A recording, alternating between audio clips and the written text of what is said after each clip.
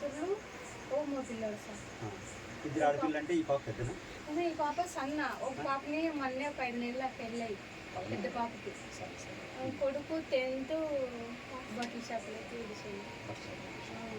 పెద్ద పాప కూడా 10th పాసు. మీ ఆయన సూసైడ్ చేస్తుంది. సూసైడ్ చేస్తుంది. ఏమో బయట అప్పుల వల్ల సంతోషం. ఇప్పుడు వీరేశమ్మ ఇప్పుడు మీ ఇంటి పరిస్థితి చూస్తుంటే వీరేశమ్మ చదువుకునే అవకాశాలు లేవనే విషయం కూడా తెలిసిపోతుంది నాకు. ఇంట్లోకి వస్తున్నప్పుడు నాకు అర్థమైపోయింది పరిస్థితి. ఏం వీరేశమ్మ ఎట్లా కనీసం చదవడం రాయడం వస్తుంది? కొంచెం చదువు మంచి జ్ఞానం అంటే నువ్వేది పెద్ద చదువు చదువుతావని కాదు. రేపు పొద్దున మౌనిటికి ఇస్తే కొంచెం జ్ఞానం ఉండాలి. ఆ జ్ఞానం కోసం చదువు అర్థమైంది. ఇప్పుడు మీ అమ్మ పరిస్థితి చూస్తే నాకు అర్థమైపోయింది. నాకు నేను పెద్దగా చదివించే పరిస్థితులు లేదు. అసలు లేదు సార్. ఇప్పుడు కూడా పనికి రమ్మంటున్నాను సార్. నెల్లే పనికి రమ్మంటున్నాను. ఒక 4 నెలలు. ఎందుకంటే ఈ అమ్మ ఏమంటది, ఇద్దరు పెద్దోళ్ళనే చదివించేవారు కదా, నన్ను లాస్ట్ గానే ఎందుకు చదివివంటే చూడమ్మ అప్పుడంటే మీ నాయన ఉండే చదివిచ్చే. ఒక 6 నెలల తర్వాత పిల్లంది ఉండే 4 నెలలు ఏమో ఇట్లా నాగల మాసలోనే చదివింది సార్. నాగల మాసలోనే అంటే ఇంకా అయ్యలేదురా అంటే లేదమ్మా మళ్ళీ మధ్యన ఆగిపోతుంది 10 తరగతి వరకు. ఈ 4 నెలలు చదివితే అయిపోతుంది కదా. ఇట్లే నువ్వు అన్నావు కదా సార్ 4 నెలలు అయితే అయిపోతుంది కదా. 4 నెలలు ఉంటే అయిపోతుంది. చదువుతాను అది చదివినాక పనికి పోతాను కదా. ఇంకా అనిల్ని చదివిసి ఇంకా పనికి వేసుకుంటాను. ఇప్పుడు కూడా ఈ పాపను అట్లా వేసుకున్నామంటే లేదంటే లేదు పడ్డాకి పెట్టుకునేది సార్. లేదమ్మా నువ్వు ఇన్ని రోజులు కష్టాలు పడినావు. ఒక 4 నెలలు ఈ పాపను పెంచుకోదు. 4 నెలల తర్వాత 10వ తరగతి పరీక్ష అయిపోతుంది.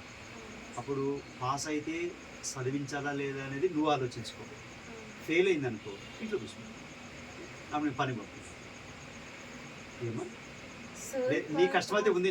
నాకు అర్థమైంది. నీ కష్టం ఏమో నాకు అర్థమైంది. అయితే కూడా చదివించలేకపోతున్నాను. కానీ అంటే అప్పుడు నువ్వు ఆలోచించుకొని చెప్తున్నా. నేను బలంతో చేసి మీ మీద చదివించని చెప్పడం లే. ఇంకా మీ ఇష్టం, మీ ఆర్థిక పరిస్థితిని బట్టి. నువ్వు కూడా వీరేశమ్మ నేనేం చెప్తున్నా అంటే నువ్వేదో చేసి పెద్ద ఉద్యోగాలు చేస్తావని కాదు, కనీసం జ్ఞానం. ఎందుకంటే రేపు పొద్దున మౌనికి పోతే ఇప్పుడు వచ్చే వాళ్ళు ఎట్లా సార్ అంటే మనకంటే తెలివైన వాళ్ళని మనం ఎదుర్కోవాలంటే మనకు కొంచెం జ్ఞానం ఉండాలి.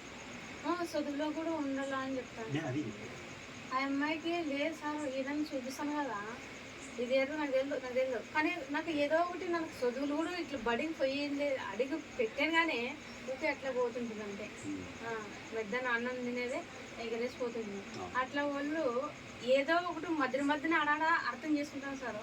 ఈ అమ్మాయికి అంటే అస్సలకి అర్థం కాదు సార్.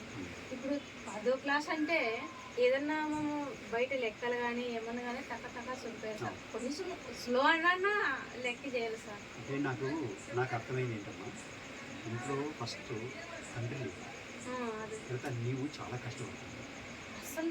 నా కుటుంబమే ఇట్లుంది కదా, మా అమ్మకు బాగాలేదు, మా అమ్మకు తోడు లేదు, మా నాన్న చచ్చిపోయినాడు, ఉన్న ఒక పిల్లోడు పని వెళ్ళాడు, ఇంకో అక్క పెళ్ళి అయిపోయింది.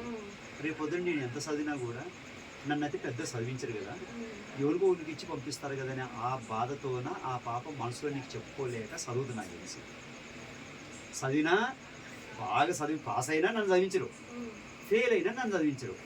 చదివేందుకు ఈ 4 నెలలు ఒక టైం పాస్ చేద్దాంలే అని వింటుంది మనసులో. నేనేం చెప్తాను, నువ్వు అప్పుడు చెప్పినా సార్ నువ్వు ఫస్ట్లోకి వచ్చేదంటే నేను ఎక్కడన్నా ఎవరన్నా అడగకపోయినా దూరంగా హాస్టల్లో నేను చేర్పిస్తాను అని చెప్తున్నాను సార్. నువ్వు 10వ తరగతి పాస్ అయితే హాస్టల్ సీట్ నేను ఇప్పిస్తాను. నువ్వు ఏడాది చదువుతా అంటే అది ఇప్పుడు కస్తూర్బా స్కూల్ ఉన్నాయి కదా, దాంట్లో నేను ఇప్పిస్తాను. నువ్వు చదువుతాను మరి పాస్ కాదు. నేను అదే అంటున్నాను సార్. నాకు తెలిసిన వాళ్ళు చాలా మంది ఉన్నారు, వాళ్ళ ద్వారా నీకు బుక్కులు కానీ అవి కానీ నేను ఇప్పిస్తాను, నేను కొనిస్తాను. నువ్వు చదవాలంటే నాకే వాళ్ళిద్దరు అంటే ఇంకా అయిపోయింది. వాళ్ళిద్దరి సంగతి వదిలేసి ఇప్పుడు నీదన్నా ఏదో చెప్పు. మరి నువ్వు చదివి సార్ నేను చదువుకొని పాస్ అవుతాను సార్ అంటే నీ చదివిస్తాను. ఆలోచించుకోండి. నేను ఆ ర్యాంక్ కూడా చెప్పినా సార్. నువ్వు ఫస్ట్లోకి వచ్చేదంటే నేను ఎక్కడో వాటిలో నాకు అప్పైన స్థితిలో నా ఒకళ్ళకి నన్ను ఏం చేసి కట్టుకుంటానో తెలియదు.